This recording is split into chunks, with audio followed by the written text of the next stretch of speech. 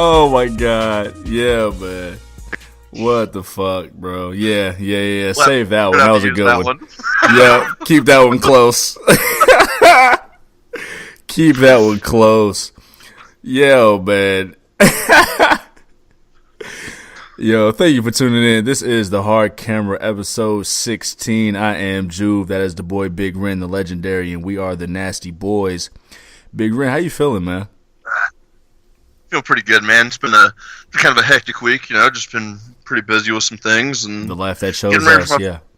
Yeah, the wife that chose us, man. Got another wedding coming up next weekend, and just got back from one, but that's the life that chose us. We got vacation coming up here, too. So it's going to be pretty sick. Oh, yeah. Going down to Florida, so if any of you motherfuckers from St. Pete hit me up next weekend, we'll shit and get. Hey, shit, man. You better watch out for Florida, man. Yeah, I know. I am definitely watching out for Florida, man. We don't know what he looks like. We don't know when he's born. We don't know shit about Florida, man. All we know is he's fucking mad. I heard he looks like Hulk Hogan, but I can't confirm. Man, a lot of people down there look like old Terry. Old Terry. Oh, my God. Don't disrespect my boy that I'm friends with on the gram. His name's Terry. Don't disrespect Terry, though. Friend of the show, Terry. Terry on the gram. Oh, yeah. My God. That's what's up, man. Big Ren, before I get to, almost skipped the whole intro, man. I was about to jump right into a Hell in a Cell recap. Let them know how they can reach you on the social medias, man. Man, first off, I was just talking about Instagram, so I'll go ahead and say that one. Yeah, you can find me on Instagram at motherfucker, just shotgun beers, grilling dank foods, shit like that. Just everyday stuff for a motherfucker like me. And then find me on Twitter at King Moth. We post all the stuff from the podcast on there. It's where you can find most of us. And then you can also find me on Snapchat at MoffedUp316. Foods and shotgun beers again, just like a regular motherfucker like myself. Juve, how can they find you? Well, yo, man, you can hit the Twitter page at Juvie Desayuno, JUVIDSAYUNO. Follow our crack Twitter staff at Mixcloud Juvie. You got the archive of the archive and the archive of the hard camera. They hit you with all the fly witticisms. Check out Facebook.com/Juve. You'll catch all the content, man. Articles, music. You'll catch, of course, the product we put out. Snapchat is Los Juve Desayuno, LOSJUVDSAYUNO. Over on Snapchat. We just like to show our sides, dog. Let's show our sides, man. Big Ren be out there grilling meat, shotgunning treats. I got the briefcase over there. I just be doing what I do, We do our thing.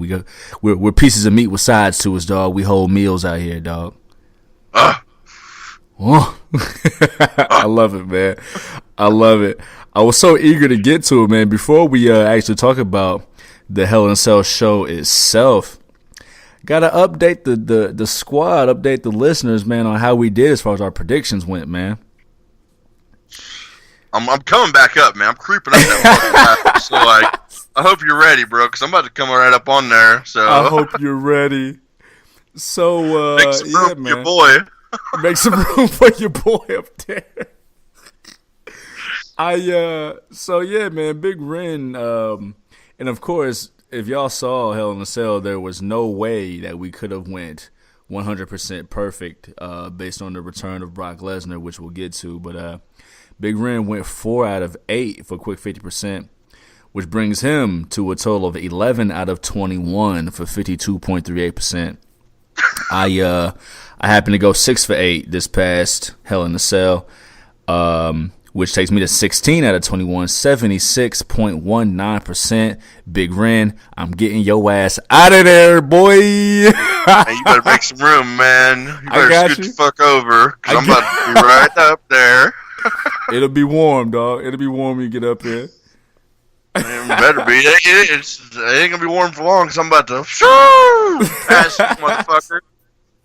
No doubt, man. No doubt.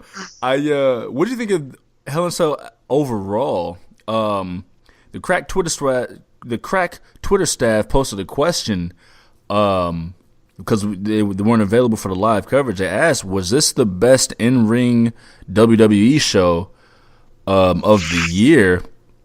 I'm inclined to, off the top of my head, think it was pretty close. What do you think?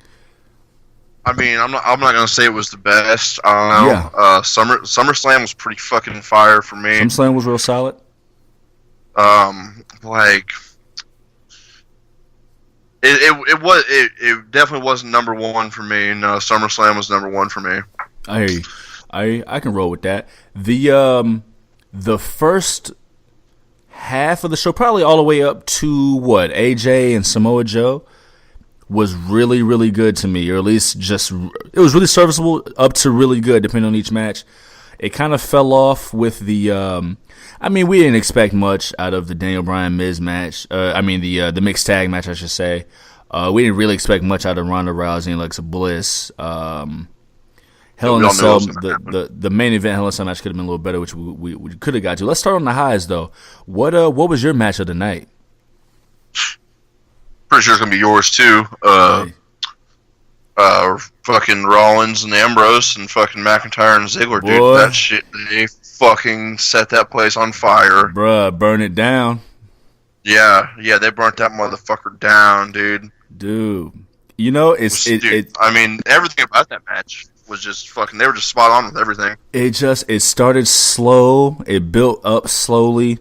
They built the heat, and it went into overdrive, man, with the false finishes. And then Drew McIntyre is a star, man. I think we said it on this podcast before. Drew McIntyre is a star. He hit that nip up like Shawn Michaels. I said, boy. Yeah. That dude, that's a big motherfucker for him doing that shit. Hey, that's a big dude, man. That's a big dude. The three sequences they had at the ending was just like, bang. It was like, whoa, dude. What? Oh, yeah. The suicide dive where they caught Rollins and then Ambrose came, and laid everybody out. That finish was great because it's gotten to the point to where you kind of know when Rollins is gonna do that superplex into the Falcon Arrow combo, and then he went for it and he hit the superplex. Went for the Falcon Arrow, and McIntyre out of nowhere with a Claymore kick. That was gorgeous. Gorgeous ending. Fuck, dude. It was amazing. Yeah. Like, even sitting at home, because, like if you've been there, we've been there. We've been to the shows and shit. We've seen it live and everything. Like, watch it on TV and actually being there. Like, because on TV, you kind of tell what's possibly might happen. Right. But when you're there live, fuck, dude, you have no fucking clue what's about to happen. Gonna give it away. Yeah. Yeah. And, you have no fucking idea what's going to happen at the live shows. And that, dude, like I said, man, I've said it multiple times on the show. If you guys have never been to a fucking live show, get out there and fucking go to a live show. Do it. You won't be mad. No doubt, man. Actually, SmackDown is going to be here in a couple of weeks. I'm not going to say which date because then people will know where I am. But it's going to be here soon enough. I'm going to be there. I'm deciding if I'm going to go or not. I haven't decided yet. You might as well, man. Fucking I should give me a cheap seat. Down here. Yeah, dude. Cheap seat. Yeah.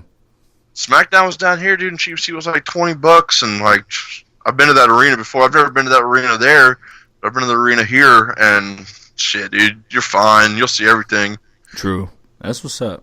Man. So yeah, we agree, man. Match of the night was a Raw Tag Team Title match. That was fire. Can't beat that. No. Good luck trying. Right. From the highs, let's start at the beginning of the show, man. What did you think about Randy Orton, Jeff Hardy? It's pretty fucking brutal. Yeah. I guess a dude can only hang on for so long, before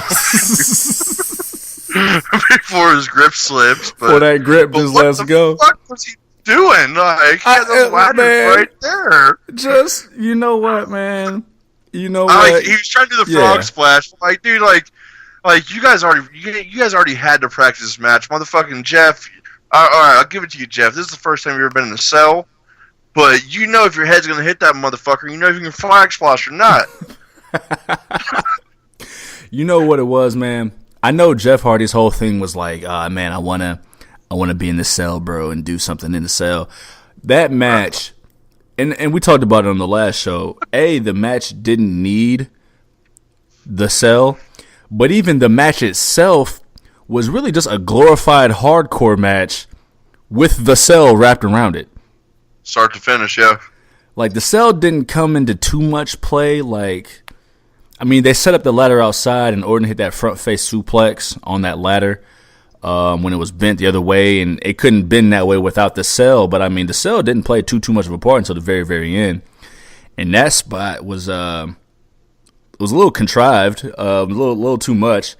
But, I mean, it's a good way to write Hardy off TV. I mean, he fell from the cell doing a splash. I feel like it was the perfect match to start the night. Oh, yeah. Great match to start. Yeah. That spot, though, and I don't want to take away from the match, even though I didn't think it didn't deserve the cell, and even the match itself was a hardcore match. That spot with the screwdriver in Jeff Hardy's ear hole. In his earlobe. Boy, he twisted that thing like 3 times. I'm literally like, She had to stretch that motherfucker like big time. I'm saying, bro. I was letting that motherfucker rip off. Yo, yeah, it was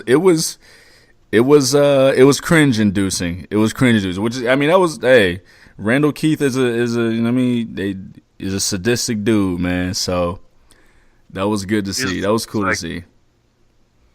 Fuck, he's from St. Louis. He's got to be a psycho. Yeah, that's a special place down there, for better for worse. What do you think about Becky Lynch versus Charlotte? Man, that was I mean, obviously I got the pick wrong, but I loved every minute of it.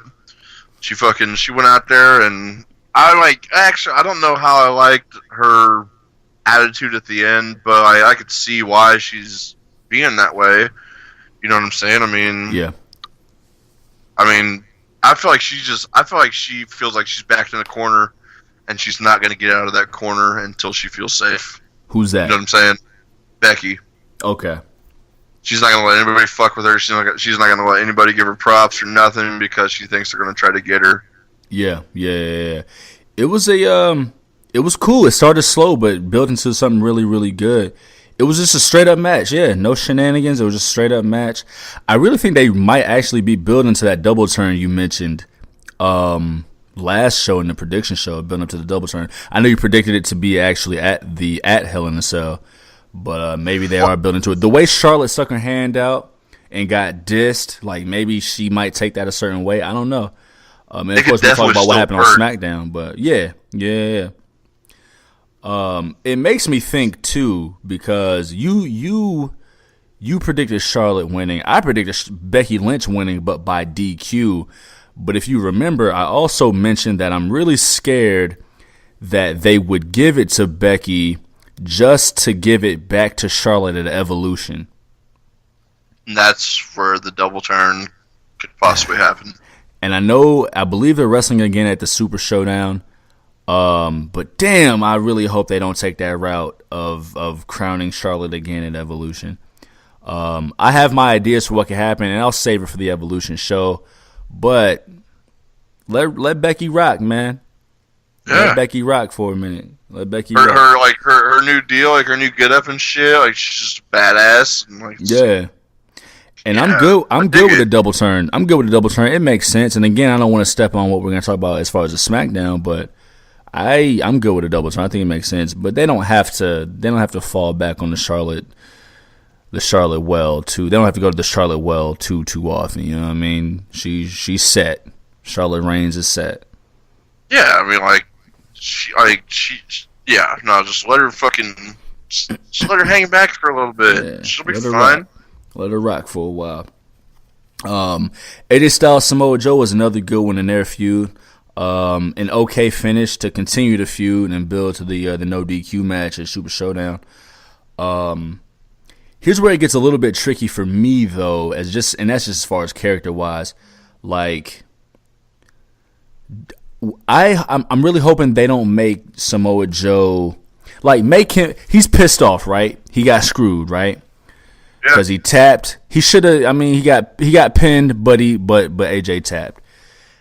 Make Joe violent and justifiably pissed off.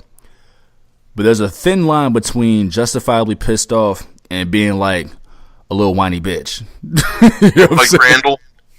Right, a little bit. You know?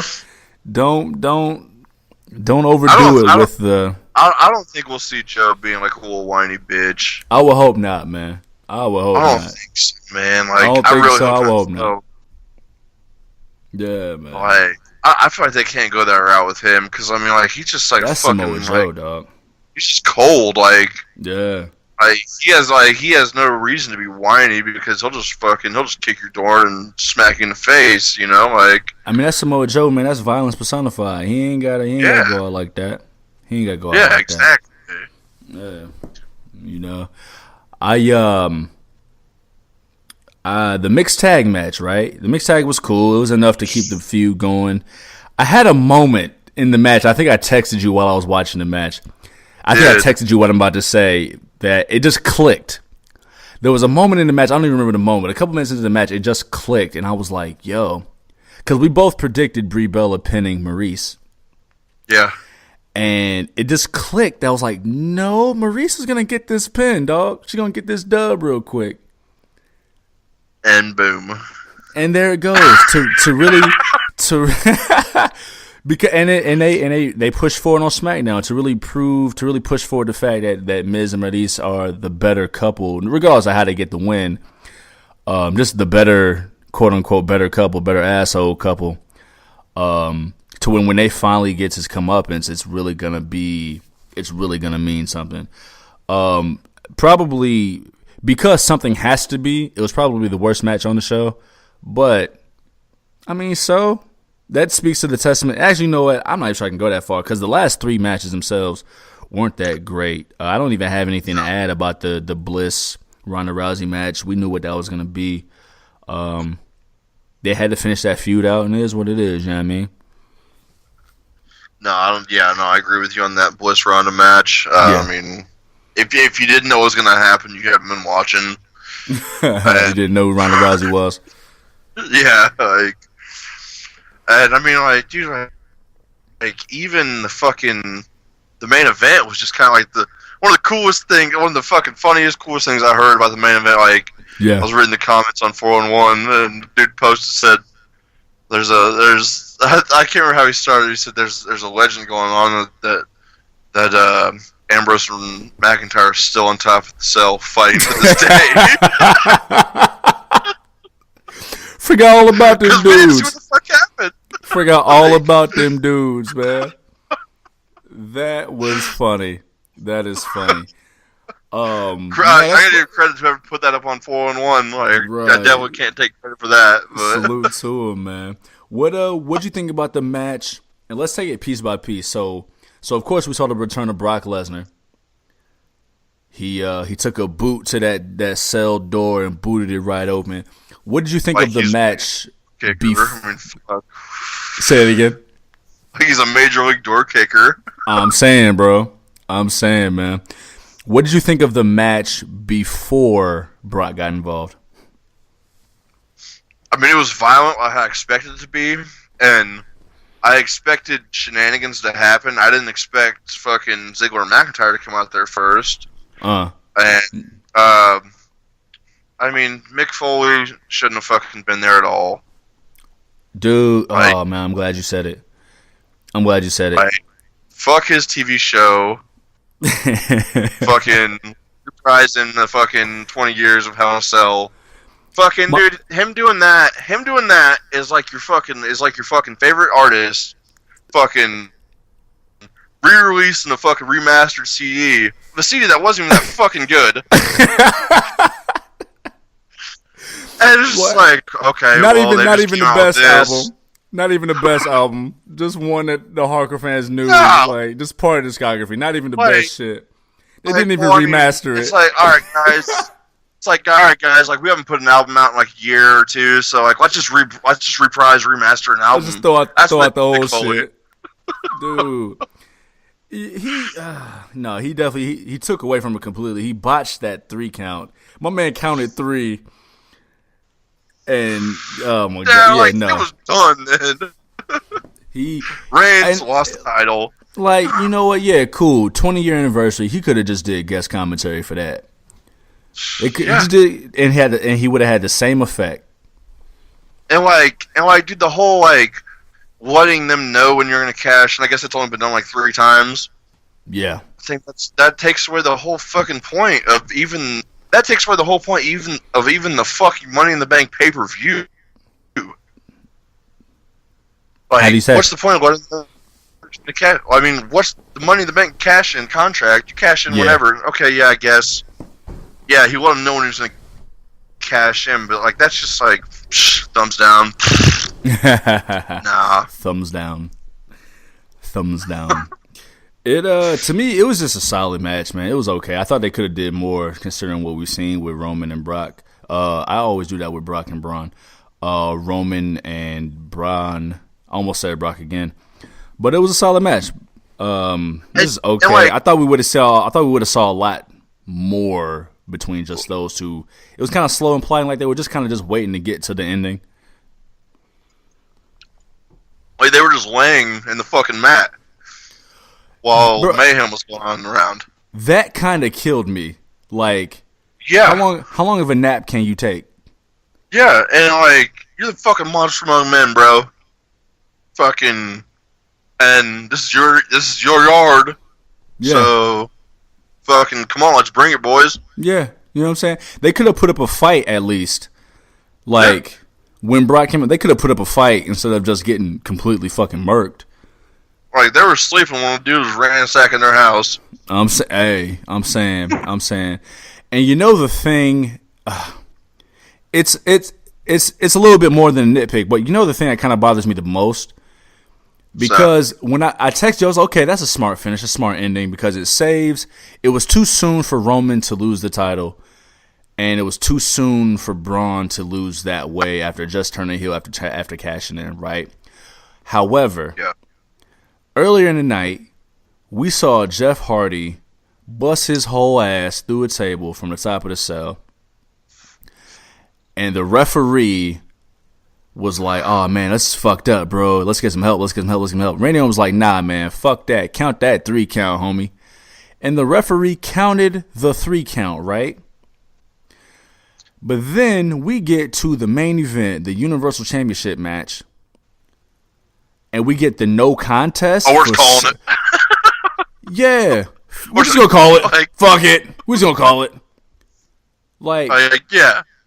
The match could have maybe Roman could have just rolled over and it'd have still been the same effect because we just saw how Braun lost. It wasn't like he lost at Roman's hands. Roman could have rolled over and just draped his arm and got a 3 count, and it would have been the same effect because Brock got out there and whooped some ass. But the fact that we saw them finish the Hell in a Cell match earlier in the night just to go to a no contest with this one, it didn't make no sense, man. They be doing little plot hole shit like that kind of just throws it off. I think we said it, I don't know if it was on the last show or the show before, but they always figure out how to work themselves out of a corner, and I mean, I guess they did with this one. But you said, right? It would have went both ways. Yeah. And I'm thinking the reason they didn't do that is because the crowd reaction would have booed Reigns a whole lot harder. I mean, I feel like the crowd would have been smart enough to understand because they chanted nowadays, bro. They chanted "This is bullshit." Oh yeah. So they made themselves heard. It was a good surprise. I wasn't expecting Brock to be back. I'm not sure who was. That was a good surprise. And the worst part about it is they've been planning that for a while, apparently. Yeah, right. So the whole thing was already set in stone. Yeah, this wasn't no last minute changes or nothing. They could have called the slight audible. Roman Reigns could have just rolled over, draped his arm. It would have saved him because he won. It would have saved Braun because it's not like he got beat. He kind of got cheated. So I feel like Braun's gonna get cheated for a while, man. And yeah, we're gonna get to that too. But otherwise, man, a solid thumbs up for Hell in a Cell, man. That's some good in-ring action. One ending that I'm nitpicking about, a little larger than a nitpick, but it was a good solid night, man. Good solid night. can't win them all, but yeah, no, I definitely agree. It was definitely an enjoyable night.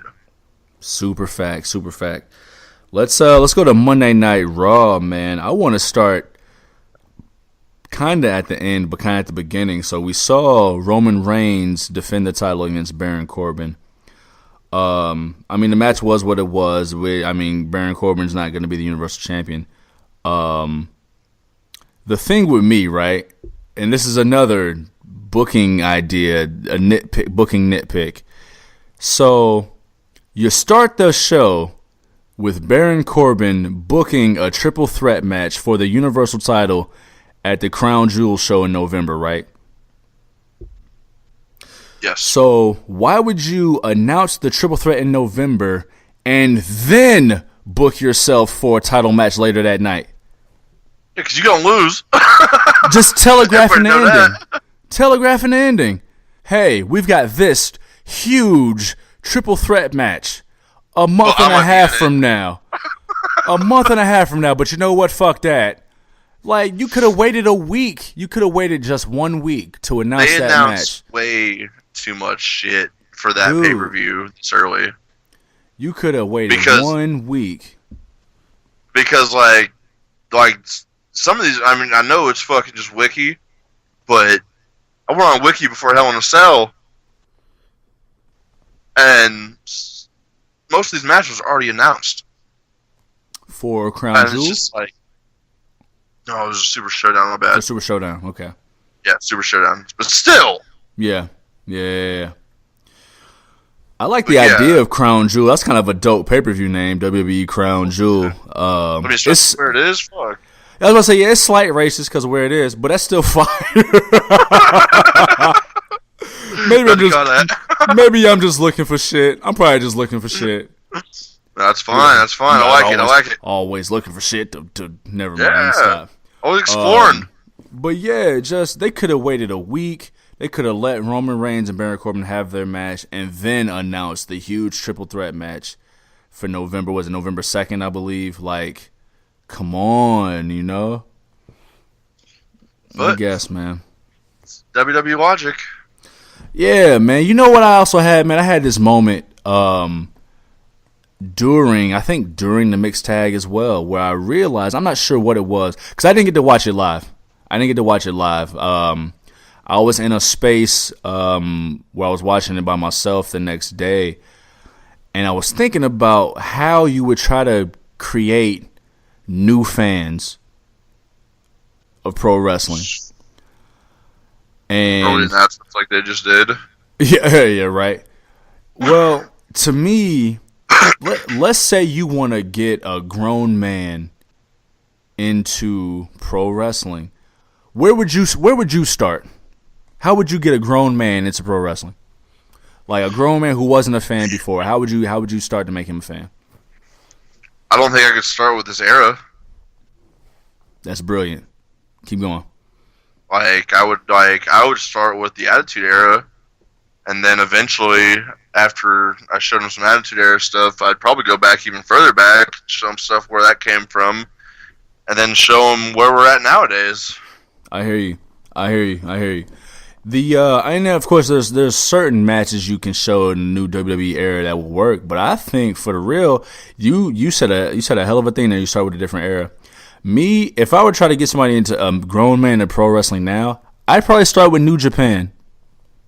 Ooh, okay, yeah. See, I didn't even think about that. I was just thinking straight WWE, WWF. Right. And that's kind of why I wasn't. WWE is New Japan is a much more hard hitting product. What's up? It's a whole other world. Yeah. It's a hard hitting product. It don't give away the magic the way WWE, the new era WWE gives away the magic. I feel like New Japan's got a whole different stigma to it than WWE does. They do. It's a hard hitting product. The storylines, the little bit I know of the storylines makes a little more sense, a little more relatable. It don't give away the magic, man. WWE has this polish to it. And you know what? It's so much polish that it actually takes away the shine a little bit. It's too much polish. Salute. You know what I mean? See, like, I don't even know, man. I don't even know. Like, I grew up watching like Bloodsport and Kickboxer and shit like Right. that. Yeah. And when I watch New Japan, I just feel like it's like Bloodsport and Kickboxer because it's I over hear there in you. Japan Yeah, and shit. yeah. Right. I feel like sometimes there's just a little bit too much contrived. There's too much the plot holes. Like I say, there's a little bit too much polish that gives away the shine to where I'm hooked now. I've been here forever, since as far as I can remember. I'm not going nowhere. Now, if you were trying to get a woman into pro wrestling, where would you start? Well, that one couldn't start in the Attitude Era. See, here's the thing: you have to go by a different way. You can't yeah. let her. You can't let her just watch the product. You got to start her with like total divas, total bellas. That's why, like, I know some chicks that watch wrestling, and they just, like, not recently, but like they don't watch it like we watch it, but they know of wrestling because of Total Divas and shit like that. Right. So I guess the question I'm somehow getting to is, if pro wrestling, or rather if WWE is for the casual fan, but we just express how hard it would be to even create a casual fan, is WWE strictly for hardcore fans and children? Like, I'm thinking it's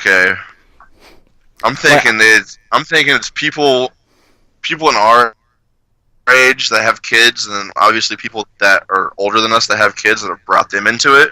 Right. And like, I think that's really like, Yeah. I mean, like, shit, like, I mean, fuck, dude. Like, there was a time when I stopped watching wrestling. Like, I started watching wrestling again back whenever Stone Cold came back and fucking guest refereed the JBL match. Yeah. And I haven't stopped watching since. Right. And like, but even then, you were already. Oh yeah, like I already been branded, you know. Right. It So, like, makes it was me already wonder, part of like, my life. there's no, the way that this era is now, there's no way to create a new fan. The only way to be a fan is if you were born into it. Maybe that's why they're trying to get on this ESPN shit so hard. And I think they stopped that partnership. I haven't seen anything with that partnership in a long time. Okay, well, I mean, at least going on Fox then, because SmackDown's gonna be on Fox. That'll be very interesting to see how they produce that. Just from what I've read, it's like they want to make it more of an actual sporting event, a sports presentation. Yeah. So that'll be interesting, like, how they do that too. And like, I feel like there's a lot of people that are just like, that are still just on that stigma that like, oh, all they have to say bad about it is, oh, it's fake. And every time I hear that shit, I was like, everything you fucking watch on TV is fucking fake. There's nothing real on television. That's why it's television. People aren't smart. No, yeah, exactly. I was like, well, they're not really hitting each other. I was like, but they beat the fuck out of each other. Yeah. You can't fake. Look, tell Jeff Hardy that shit was fake. Yeah, and like, every time they say that shit, I always pulled that video of Mick Foley getting thrown off the set. I was like, was that fucking fake? It's like, oh, they're bad son. I was like, fuck you. No, man. Yeah, nah. Cats are retarded. But like, that was something there. I feel like that's just like a stigma, like, and I feel like people are afraid to like wrestling. Because, I mean, for the longest, I was like, I didn't tell people that I watch wrestling after I got back into it. I'll be 100% honest with that. I hear you. You know? But, like, fuck yeah, dude, I love wrestling. That shit's tight. And I think a lot of that. Place. I think a lot of it also has to do with like age and coming into yourself and just being comfortable within yourself, accepting it for what it is and knowing that it is an art form, but also just, hey, motherfucker, I'm me. I'ma just be me. I am what I am. Cheers. You know what I'm saying? Salute, man. I already finished my Angry Orchard, man. My lady friend left it. I already finished it. Otherwise, I'll salute to you. I wish I had me a couple Steve Weisers. Hey, man, I'm out right now. I feel like a loser. Hey. It's all good, man. But back to Raw. Just to finish up with Raw. Ziggler Rollins had another match for the Intercontinental title. If they had to have the match, I like that they didn't go full speed and that they sold what happened at Hell in a Cell, falling off the cell through the tables. I like that they sold that. I mean, if they didn't sell it, I mean, that whole shit just would have been meaningless. I don't think the match was necessary. I'd rather than be able to go full speed. But if they had to have the match. I love that match. I'm pretty. You liked it too, but. This past Raw? Yeah. Yeah, absolutely. Absolutely. I mean, I liked the match. Absolutely. I mean, I'd rather than be able to go full speed. But I mean, yeah. I liked the match. They had to sell it. Like you said. Exactly. So, so the Undertaker came and he had his little monologue. Yawn. And announced that Shawn Michaels will be in Triple H's corner and that Kane will be in the Undertaker's corner. Is Shawn Michaels coming back, dog? Yeah. You think so? Yeah. Yeah. Tell me more. That shit that fucking promo that him and Taker cut the Monday before. Yeah. Yeah, like him talking shit about like him being true to the game and staying retired and shit like that. You know what I'm saying? Right. Yeah, that was a big shot. Yeah. He's coming back. I've already heard about it. How you feel about it, man? How you feel about Shawn coming back if and when he does? I mean, I'm excited to see him in the ring again, but like. I'm excited, but I'm not excited. Yeah, it'll be cool to see just for like nostalgia shit. You know what I'm saying? Because it's 2018 now. True. But other than that, like whatever. It's and they're just doing it because it's this fucking card. So they're bringing out all the big guns, bringing out all the fucking. I mean, how many old school superstars can they bring out for this show? And I'm thinking this is one. I think this is probably the one and only, but maybe another one that I just thought of. But Shawn Michaels is my favorite superstar of all time. He is, in my opinion, the best superstar of all time. Greatest is different than best. He's not the greatest because the accolades didn't come to him the same way they came to Stone Cold or The Rock. He had the WWF on his back when the NWO started. So Shawn is a little underrated in that sense because the NWO angle started and that just took over everything. So I won't call him the greatest because of that, but he is the best. Shawn was the only guy who retired and you believed he was not coming back. And he hasn't. He did. And he hasn't. Well, he hasn't wrestled. Yeah. So it'll be bittersweet if and when he does come back. So, like you don't even know what to think about this, do you? Well, I can tell. Like, it's like, okay, yeah, Shawn comes back. Yeah, dope. My favorite wrestler's going to wrestle again. But it was also like, damn, he was the only guy who said he wouldn't come back, and you believed he wouldn't come back. Does the story make enough sense? I know the rumor that hell, they're setting it up with Super Showdown. We might end up getting that tag match, you know what I mean? Eventually. I don't know. I'm not gonna say nah, I'm not just gonna shit all over it, but I don't know. There's some of the luster. I know Shawn's in great shape. He stays in great shape. He's like, was he like 50, early 50s now? Yeah, dude was cut like a Julian salad whenever I was on the plane with him. He did what? The dude was cut like a fucking Julian salad when I was on the plane with him. Right, you know what I'm saying? My good buddy Shawn Michaels. He fucking made sure I didn't say anything to him. Right. I know you see me. Don't say shit. Don't say shit.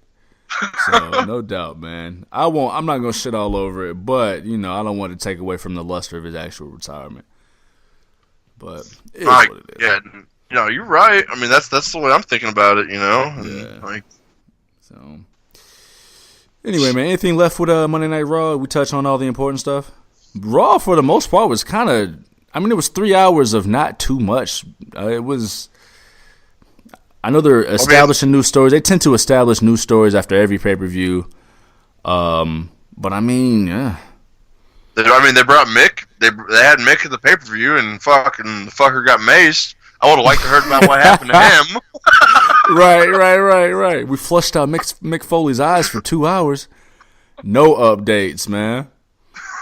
Golly, I hate to shit on it because they do great stuff, man. But some of the meaningless stuff that he was meaningless. Yeah. He took away from the match. He made it worse. I mean, he made it bad with that fucking the fucking 3 count just killed it for me, dude. When he watched that shit. I know refereeing ain't easy, but goddamn. Oh yeah, Corey Graves saved his ass like with the commentator right after, but it was just still just like, god damn. Yeah, what'd he say? He was like, yeah, refereeing's not an easy job, and Mick Foley obviously hasn't refereed in a long time. Like, you know what I'm saying? Like, you just tried to, you know, like, it's not an easy job out there, folks. Yeah, you ain't lying.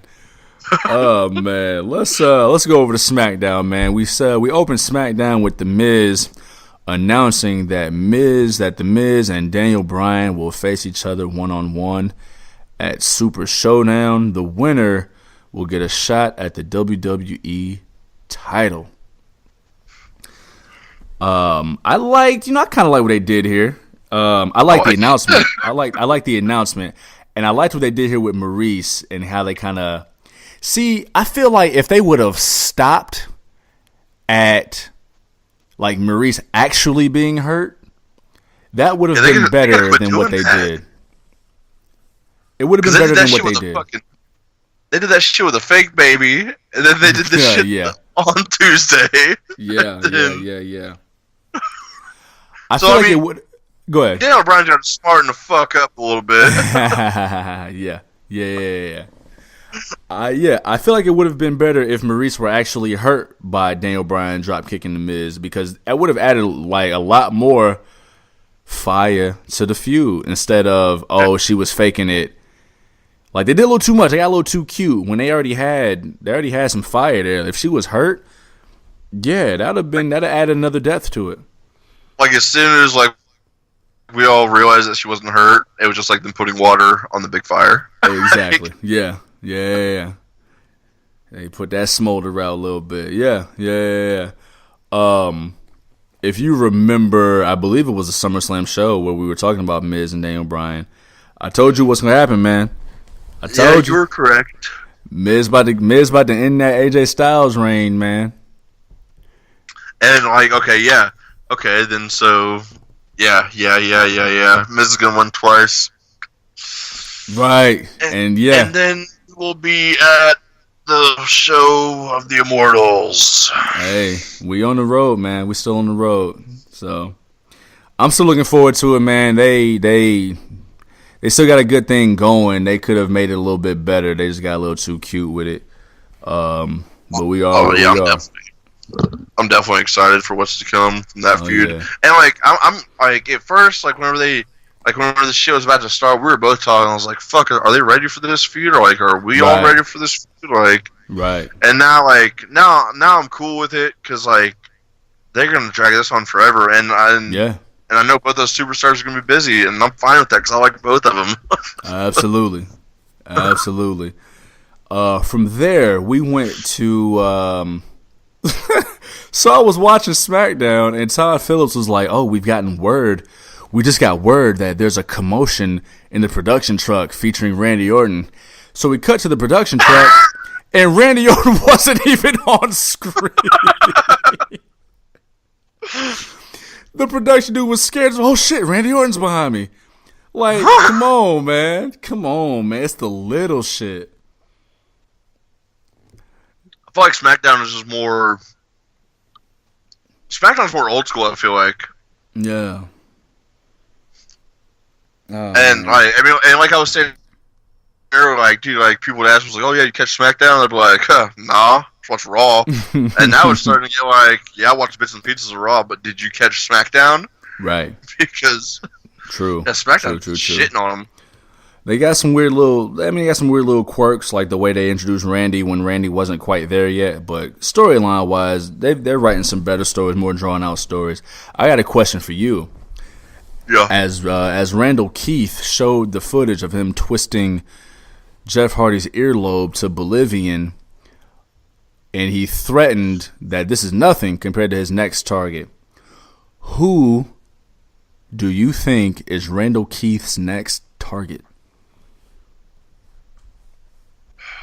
See, like, I want to say it's gonna be a fucking like an old school, like it's gonna be like a vet, but like I'm trying to think like of what veteran SmackDown. But on the other hand, I'm thinking of a guy that's could be coming back soon. Hey, you took it there. Is that what you're thinking? Well, because you made a good point. Again, there are not a lot of top baby faces on SmackDown.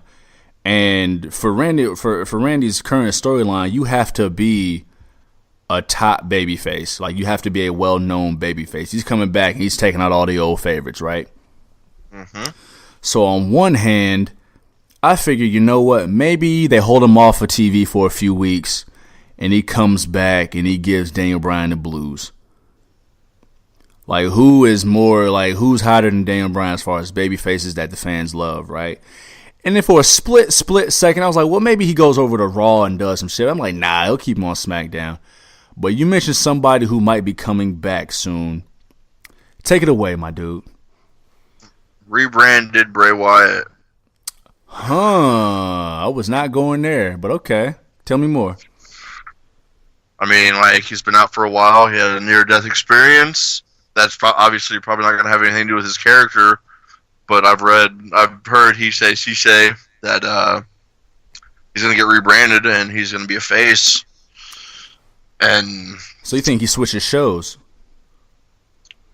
Yeah, because Matt's done. Okay, interesting. I did not think of that at all. So here's where I was going with it. Because at first I was like, yeah, Daniel Bryan's the guy. He just came back.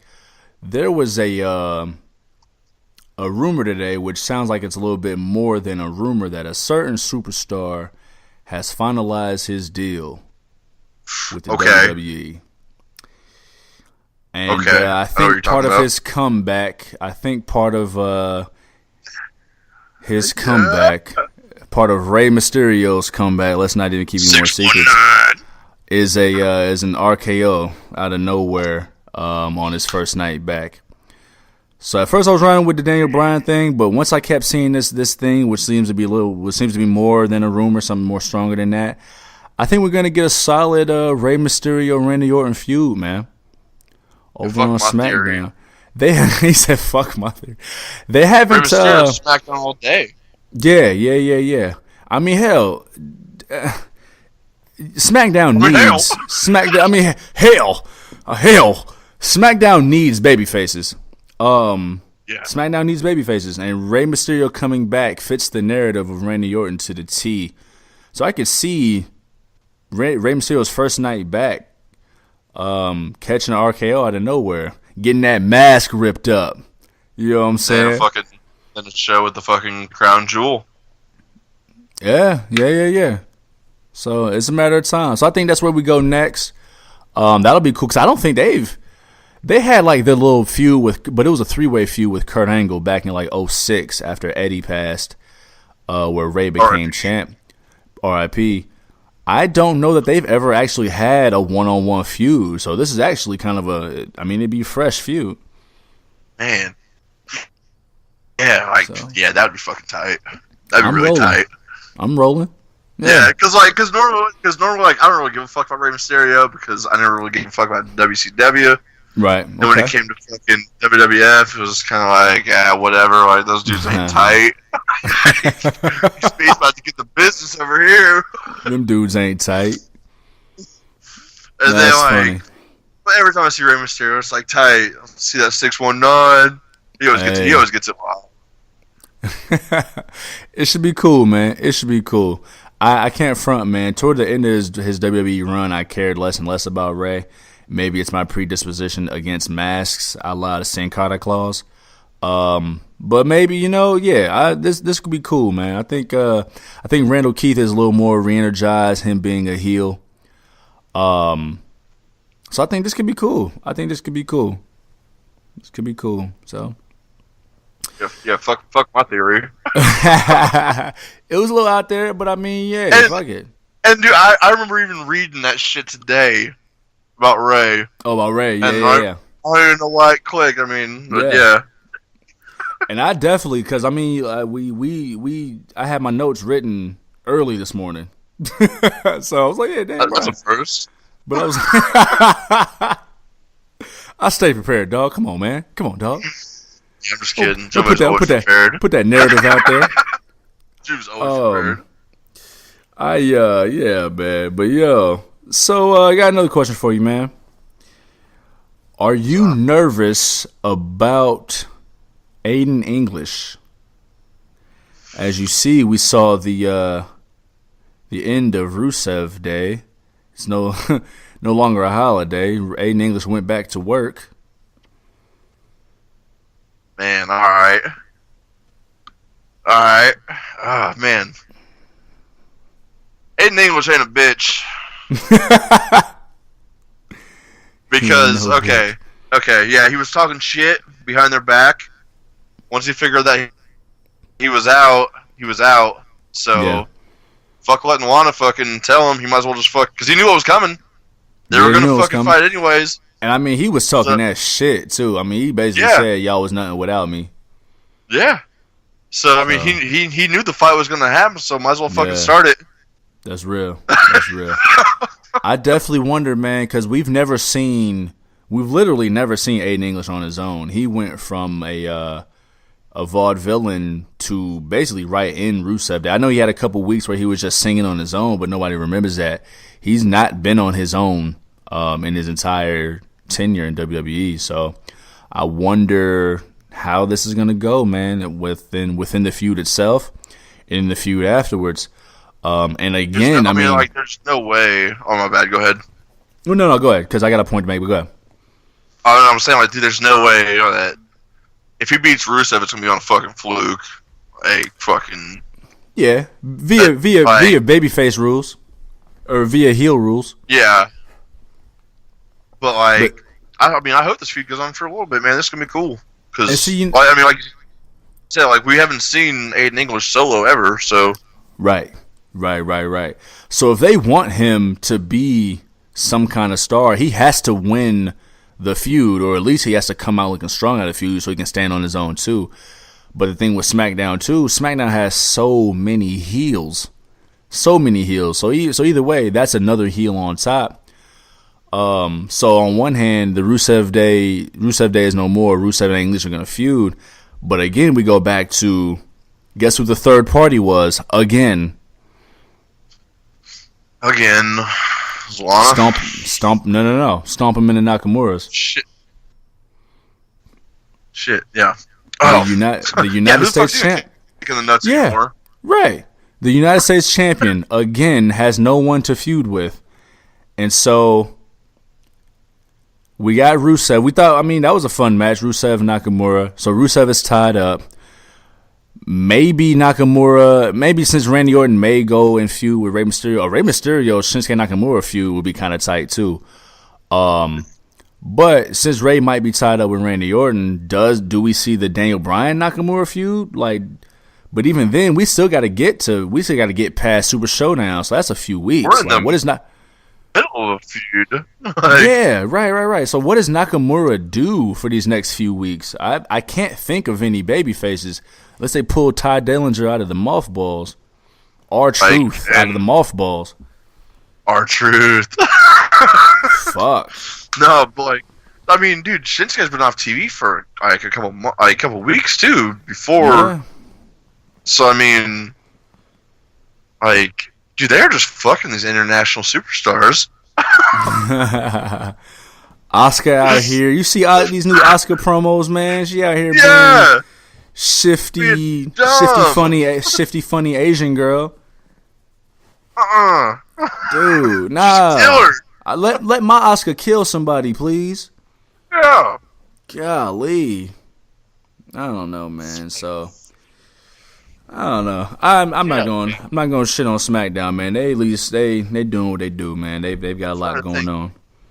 When's April? How many months ago? How many months is that from here? About 7 months. So we got 7 months of Superstar shakeup. Oh my god. That's wild. That's wild. That is wild. So yeah, I guess we're here to the end of SmackDown, man. The Becky Lynch coronation.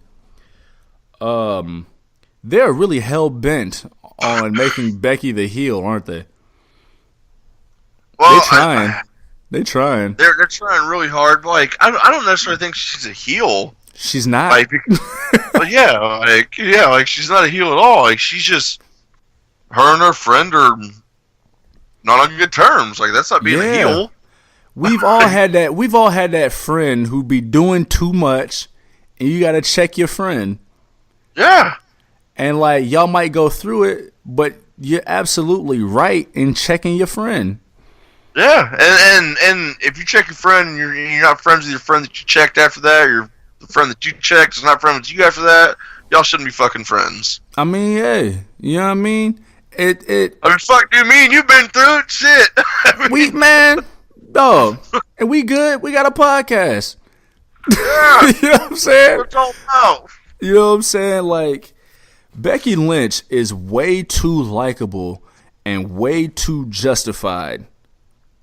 Way more justified and way more likable than Charlotte Flair. But they are hell. Hey. But they are hell bent on making Charlotte the babyface and Becky Lynch the heel. Every week, Becky Lynch is being cheered. Every week. She mopped up Charlotte again this week and got cheered for it. I mean, dude, I they trying to do that Stone Cold shit with her. What's that? Just be a cool ass fucking halfway heel, like yeah. Cool with everybody, but don't fuck with me. Right. Don't Stone Cold in your ass. But Stone Cold's mad likable, and he leaned toward babyface tendencies, even though he like stunned everybody. They're clearly trying to make Becky a heel here. I don't know, man. Like, I feel like, I don't know. I can't answer that one 100%. I feel like I'm going to have to see a little bit more on the upcoming weeks and just see how things go with her. Yeah. Maybe they're going to work. Maybe they're going to work toward that double turn, like I said. I know they have the match at Super Showdown. I'm sure they'll probably have another match at Evolution. So, I mean, there's definitely more to unravel in this feud. But, I mean, hey, let them be in their natural positions, man. They natural positions. Oh, it's not WWE logic. Duh. Too much like right, huh? Too much right, yeah. I mean, man. I mean, that works too well. Oh, fuck that. Scrap it. That makes too much sense. I ain't rolling. Yeah. Jeez, man. That's real, man. Did we miss anything? I think we hit the most important stuff, man, as far as what they're building to now. And, I mean, they'll build more once we get to the Super Showdown. But coming out of Hell in a Cell, they've got some stories started. We didn't touch on New Day and the Bar. I think it's a little too early to really build on that. The Bar just lost a tournament. And so, hey, let's make them number one contenders. Well, I don't know. Not a good look. You said what? Not a good look. Yeah, I mean, yeah, fuck it. So, whatever. So, but fuck it, scrap that. We'll start something else. It'll be a fun, yeah. It'll be a fun one. It'll be a fun one once we get there. We'll see how that build goes. But yeah, man, I think we touched on everything, man, between Hell in a Cell, Raw, and SmackDown. Anything you thinking?